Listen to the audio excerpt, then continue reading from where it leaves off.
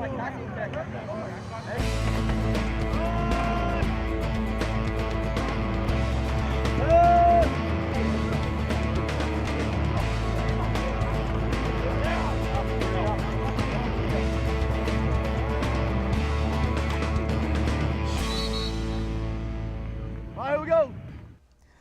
evening, everyone, and welcome to Inside Artesian Football here on WRAP 15 Sports. I'm your host, Eric Meyer, joined by Artesian head football coach Carter Whitson. The Artesians go on the road last Friday to face the most athletic, probably the best team they played all season against the Decatur Central Hawks. They gave the Hawks a really good game, especially gave them a scare, I think, through the first almost 2 quarters of play. We'll talk with the coach about how the game progressed, take a look at the highlights as we always do, and we'll also look ahead to the big homecoming matchup coming up on Friday.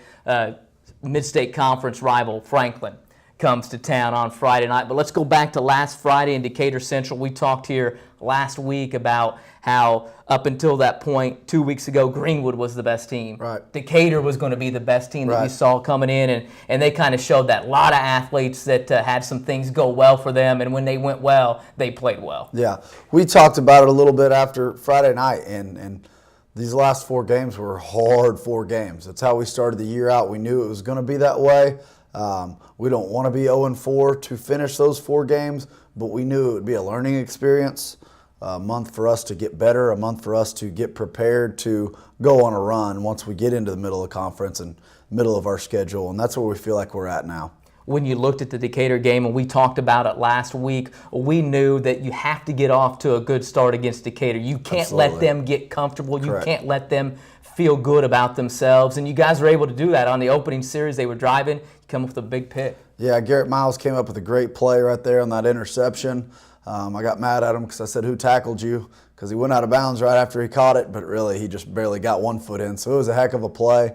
And then, offensively really just kind of made a stupid play call in the second play of the game that cost us some points and cost us the momentum that the defense just got for us. So learning experience there. But, yeah, to start out fast was a key for that game. You want to get up on those guys because when they get up, they'll start rolling. They have confidence. But if you get them in a dogfight, that's when you feel like you can beat a team like that. And really through almost the first half of play, it was a dogfight for them. They score after you guys, the safety, they get the ball back, they come down and score. You guys come right back with the field goal, a nice, I think, 41, 42-yarder from Caleb Urban, and then the onside kick. It works, you get it right back. Yeah, and that was the plan. We knew we needed to gain some extra possessions from those guys with some special teams play. Caleb had a great field goal kick. Not any wind out there. He hit it from 41 to 42. It would have been good from 55. He killed it. And then he's getting better at his onside kicks. Really used it a few times Friday night, and we'll continue to use that throughout the season of some different things that he can do because he's so skilled with his foot. You were able to then get the ball back. You came up with some defensive series, and you guys, you're driving in the game. It's close. Late there in that first half of play, you guys are hanging right with them. It really was. We haven't had them I think we had them like a 4th and 30 or something, and they were driving to, and then we stopped them to get to that. But we lack the ability still times right now to finish the play. We're in the right spot, and we've got the guy in our grasp, but we don't finish the tackle, or we're not trusting ourselves completely with the coverage. And yeah, we might get a batted ball, but if you were where you're supposed to be, there's an interception. And same deal offensively, just growing pains, guys messing up just little bitty things. Quarterback center exchange has been an issue for us. It's really kind of deflating because you call good plays and guys are blocking, but we can't get the play started. So little things right now still that we're working on to continue to get better to get on a run. And against that team offensively too, they played you the cover zero. They're playing you man to man, but they're so athletic at some spots that you can sometimes, that's why you play man-to-man. They make up, you can erase some mistakes because of your speed and athleticism. And a couple of times it looked like you guys had some plays out there, some big plays. Their guy then just made a play to take it away. Yeah, we did. And that's exactly right. They've got great athletes. It's a fun group, I would assume, to coach their defense because it's really pretty easy to say, sick them, go get after him. You got that guy, and everybody else go sick them. So yeah, they play that brand of football. That's who they are. We had some big plays against them. We still, we could have finished some of those big plays with big, long touchdown runs if we can just finish blocks and play as hard as we can every play. Because a few of those times, Travis has a long one that if we block our guy, it's a touchdown. Isaac has a long one. If we block the two corners, it's a touchdown. So little things like that we're just continuing to grow up on. Let's take a look at some of the highlights from the contest against Decatur Central on Friday night up at DeVere Fair Stadium. This is the opening interception we had. We didn't follow it very well, but trust, like you said, makes a great play on it. Plays his deep third when we're playing cover 3 and really came up and made a huge play on it. Here's Travis. Travis is continuing to grow up and play hard and play well offensively. And then it was really nice to get Jonathan Collier in the game and get him back healthy. He brings a different dynamic weapon to our offense. Great drive right here to get Caleb in position to score points there. I said would have been good for 55, more like 50, but he killed it right there. And we do a great job of an onside kick here. If you could go back and watch that, you see our freshman Will Nix run down and absolutely obliterate someone, and then Caleb recovers the ball on his own. Really cool play right there. Travis throwing a little run pass option to Michael Hopple. Hop keeps getting better and better every week. We're going to continue to build his role.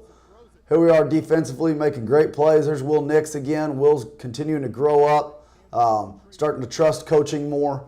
And here's that's an awesome open field tackle on a Division I recruit, Big Ten recruit. That's a sophomore, Jacob Burkett, tackling him one-on-one. We need more of that. We had that all night, but with these guys, they're going to get you in the open field. It's going to be harder to gang tackle. We got to go one-on-one. Here's Isaac with a long run right here, doing a great job of ball security at the end. We say when in trouble, double. I wish he did it on the next long run he had. There's Isaac again going on an outside zone. You can just see the backside DN just chasing him down just because that's the kind of athletes they have.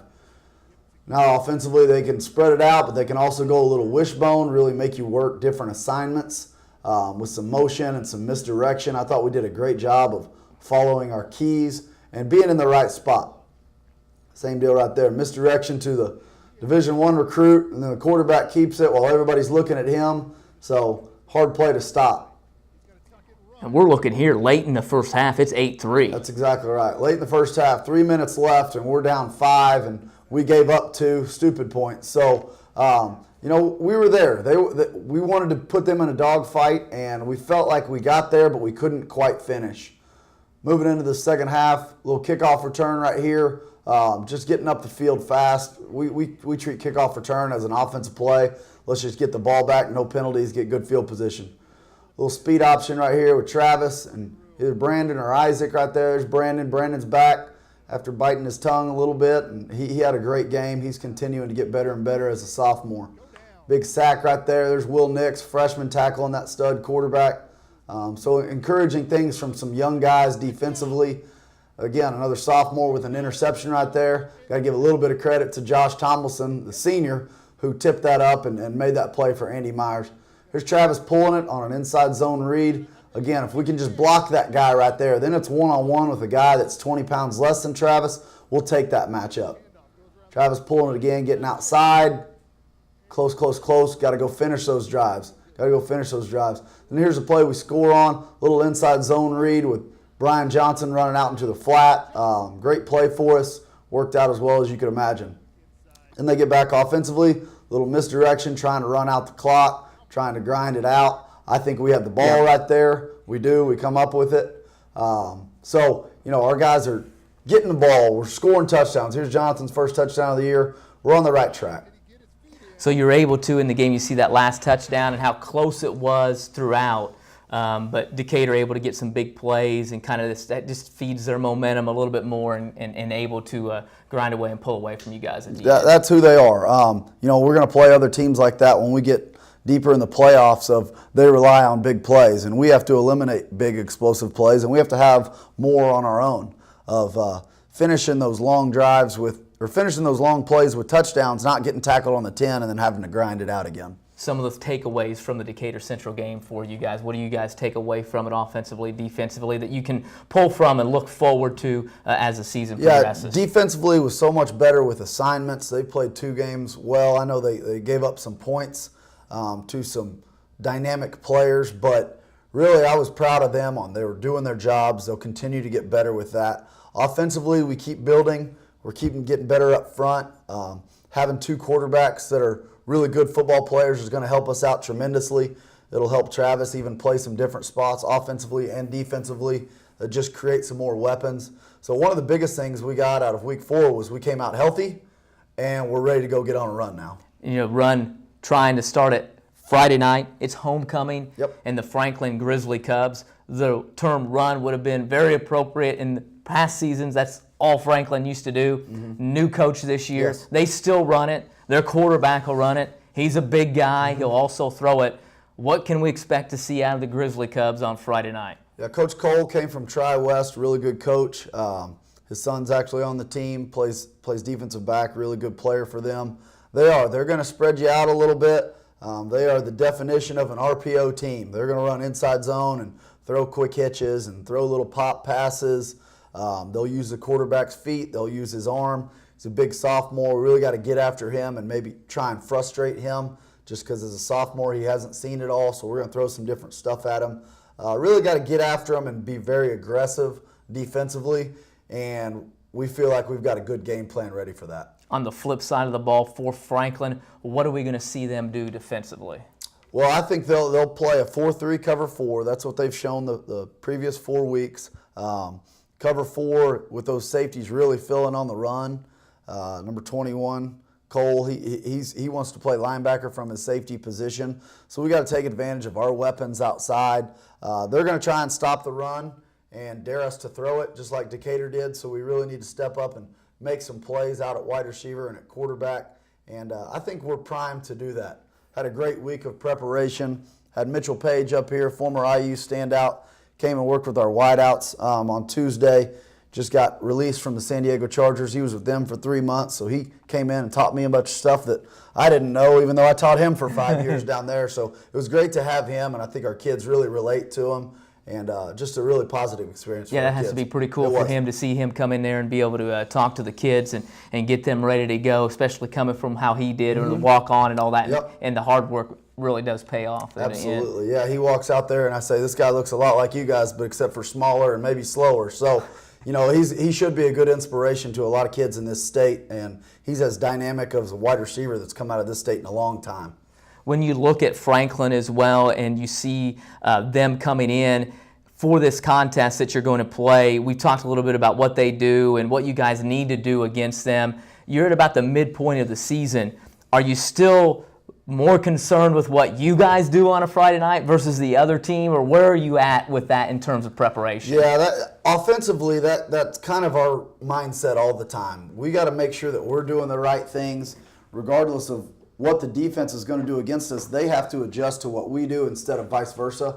And then defensively, we got to stick to our basic plan of stopping the run, tackling in the open field, eliminating explosive plays.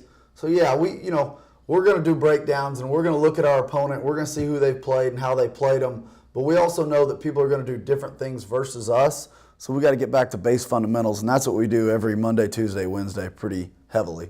It's homecoming week as well. Some built-in type distractions. How you guys trying to handle some of the extra things going on this week? Yeah, we talked about it. Friday night is a football game that we need to win.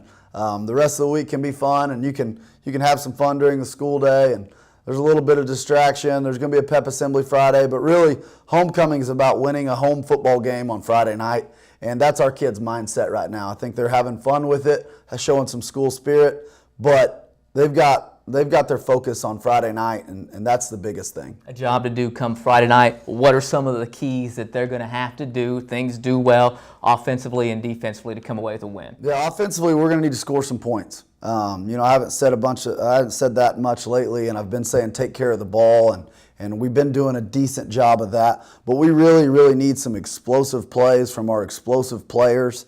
They need to help each other out by finishing plays and being selfless and going to lay out for your teammate. We really need to score some points with some big explosive plays, and that'll help us out. Our defense will play so much harder if we can continue to, or if we can start scoring points, start scoring fast. big explosive plays, then they start flying around creating takeaways. So I think that's our biggest key right now and moving forward. We got to get in the end zone more, and we got to make people play to us instead of us playing to them. And then on the defensive side of the ball, some things that you're going to have to do on Friday. Yeah, the defense has to do what they've been doing. They need to trust their coaches, trust their assignment, tackle in the open field, create takeaways, and then the biggest deal, just eliminate big plays, eliminate explosive plays. They had a big 97-yard touchdown run a few weeks ago. We can't have anything like that. We need to tackle and make them snap it again, just like we did week 1 when Seth chased the guy down from Guerin. All right, Coach, we appreciate it. We'll see you out there Friday night. Thanks, man. All right, that's head coach Carter Whitson here inside Artesian Football. Martinsville coming up Friday night will battle the Franklin Grizzly Cubs. It is homecoming. Get out and support the Artesians. As always, I'd like to thank the head coach Carter Whitson for coming in. For Coach Whitson, along with the advanced broadcasting class who produced it, I'm Eric Meyer. We'll see you again next time inside Artesian Football.